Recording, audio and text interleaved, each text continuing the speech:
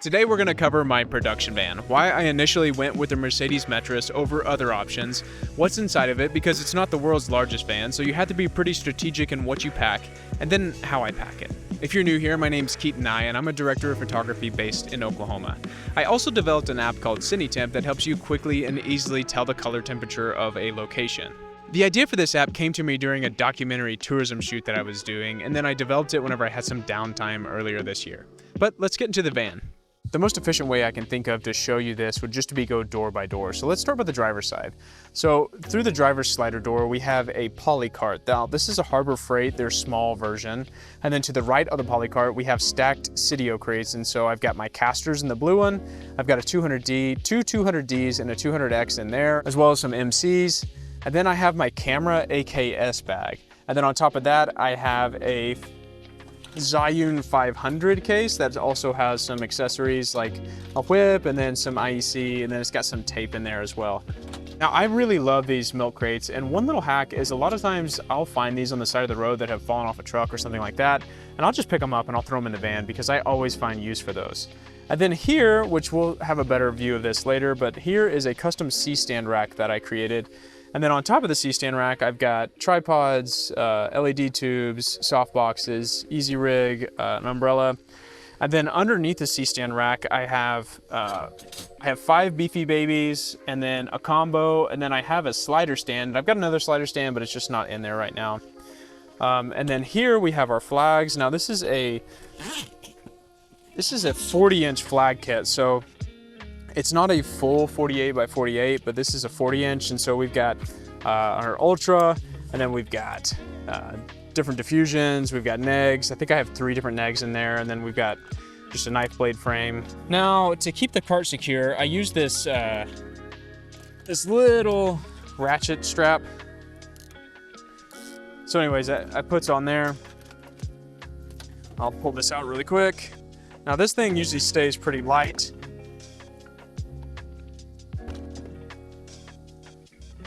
Okay, so pulling the cart out, you're presented with a rack in the back. We have our 3 Sitio crates. Behind the flags, I have some reflectors, some 5-in-1s, and then some tube grids. And then below that, I have a swoop that goes underneath the back seats. And so what I've done there is I put sand and my shot bags. I think I have 200 pounds of shot down there. And then I have an additional combo stand that I'm using for my 1200X or some of my other larger fixtures there. Something else that stays in the van almost at all times is this purple cushion that I use to sit on like Apple boxes or something like that. That kind of just flows freely through there. Now behind these Sitio crates, we have a P300C, which is the Aperture P300C, so it's their little panel there. And then on top of that, I have my B-Box bag just as an additional type of camera support. So let me load this back up.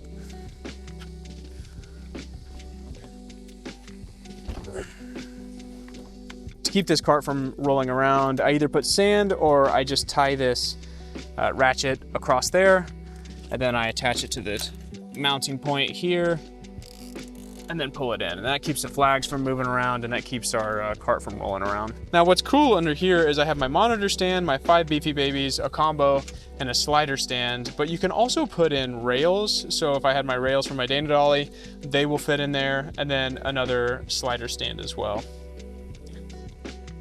So let's move on to the back side. So on the back side, this is a pretty good view of what the organization of the van looks like. It's a little bit rough right now because I just came off of a shoot, but we've got our C-stands here that are accessible from the side door as well as from the back. You can see the tube, the soft boxes, the tripods, and then as well as the easy rig. Now here is where I store my 1200X. I'll pull that down. And then this right here is something that I actually welded and created, and it's using the grip and gaff bag to keep everything kind of tidy and together. But what this does is this holds all of my C-stand arms as well as a few other accessories that I've got, like a mini boom and a T-bar. But essentially and then what we have right here is a cage that holds all of my C-stand arms, my noodle diffusion, mini boom, and then some other accessories. But essentially what I'm doing is using the grip and gaff bag here And then I've got this cage made and I welded this all together, but essentially what it does is it clips onto the top of the cart, and then this part right here rests on the bottom of the cart so you don't have too much. And so you can see right here where it's kind of chewed up, but basically that will mount right here and then rests right here. You can see where it's a little bit marred up. And then these are just wheelchair ramps that I bought off of Amazon, but they work perfect for this cart. They can support the weight, and they are probably the most efficient that I've found for putting the cart on and off of the van. Now, this is not a recommendation, but what I've done to keep the cart from rolling around is I apply the brakes. I put wheel chucks on the front, as you can maybe see down there. And then I've got 2 of these lancing straps, one in the front and then one here at the back with these giant carabiners. And that's really helped me from keeping the cart rolling around.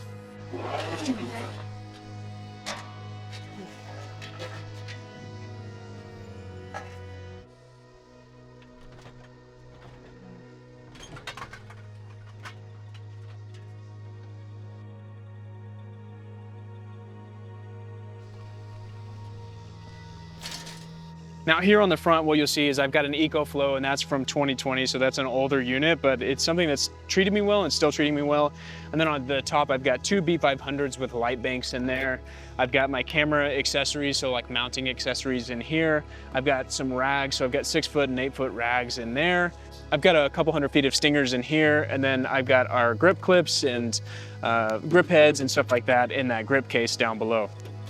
Now let's move on to the front. Let me take you over there. So on the front side of the cart, we've got our RoboCup, our C-stand holder. Now this is something that I designed and welded myself. Easily removable, but it mainly just lives on there. We've got all of our chutes marked off here. And then lastly, we've got a monitor mount, which could also double as a light mount if you had a lightweight light to throw on there. Before we go to the passenger side of the van, I want to talk about this. This is something that I picked up from Harbor Freight.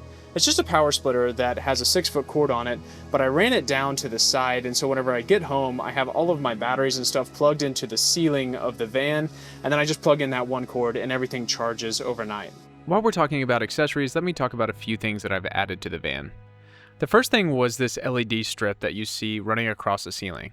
Now this is a Cobb LED strip. It's a 12 volt that runs off of the internal 12 volt system that's actually in the van. I actually hopped off of this light here on the side, ran a wire down the wall of the van, and then powered this light through it. The reason I went with Cobb is 1, you can't see the individual diodes, and 2, it just gives you a little bit softer of a light. But that gave me a really good work light, especially in the winters where the sun sets a little bit sooner than it does in the summer. The second thing I added was a few of these motorcycle ties that you see in various places around the van. Now that just gives you a good place to mount things like hooks or carabiners and put different accessories in. Like you can see here, I'm using a dive bag and holding all of my ratchet straps in that, and then just carabiner it to the actual bulkhead of the van. This is our last side. We'll just start at the bottom and then work up. So we've got 2 of our Apple boxes. They're nested, so you have everything in between. We have a spotlight mount. We have our boom pole, and then we have an interview chair. Those always seem to come in handy. On the second row, we've got some neg here, and then we've got some additional neg, some camo netting in case we need to hide a stand, and then a few other rags in there. We have an additional 5-in-1. We have our tennis balls for if we're shooting on nice floors or anything. We have some disinfectant. Now this is pretty cool disinfectant. It breaks down to a saline solution, so it's safe for your ear, so there's no weird chemicals or anything like that. So what I use this for is for the comms after a long hot day. This is just something that I 3D printed and zip tied on there. We've got our monitor. Typically I have 2 monitors here, and this is floating somewhere over there, but the other monitor's out for repair. We have our cones, and then on top we've got our comms, our microphone, clapper, some safety chain, a gimbal, a little wind muff, and then we have our headphones, and then some additional black. So this is just top table. It's just a thick black plastic basically. So if we need to black out a window and we have run out of neg, then we'll just put some of that on top of there. To wrap this video up, I just want to give a few quick thoughts. The first thoughts are to younger filmmakers. If you're new in the industry, I would give you encouragement not to get too starry-eyed and distracted by trying to obtain and have all of the gear. Throughout your career, you'll have opportunities to invest in new gear, and as your career progresses, you'll find that some of the things that you might have bought when you were early on may not be the things that you would want to buy later on in your career. And a lot of the people that you work with or you see online that have more gear or have a lot of gear have been doing it for a long time. I've been doing this for 12 years, and I've slowly accumulated the gear that I have over those 12 years. I would just encourage you to take your time and think before you invest in gear. I produced a lot of content with a lot less gear than I have now, but as I've scaled, I've continued to add so that I can do larger and larger shoots. And then a note to those building out their van for the first time. I would encourage you not to permanently affix your organization system inside the van. I've found so many times where there's times that I am just doing camera department, or there's times that I'm doing the entire shoot end to end in this truck. And so having the flexibility to take stuff out, rearrange the van, and reorganize the van in ways that fit different shoots has been instrumental in the way that I use this tool. And then for my next van purchase, ideally I would like to have just a little extra roof height so I could work inside of the van. My name's Keaton, I'm a filmmaker. I'm sharing my journey and what I've learned along the way. If you want to continue growing together, consider subscribing. This is just the beginning of the conversation.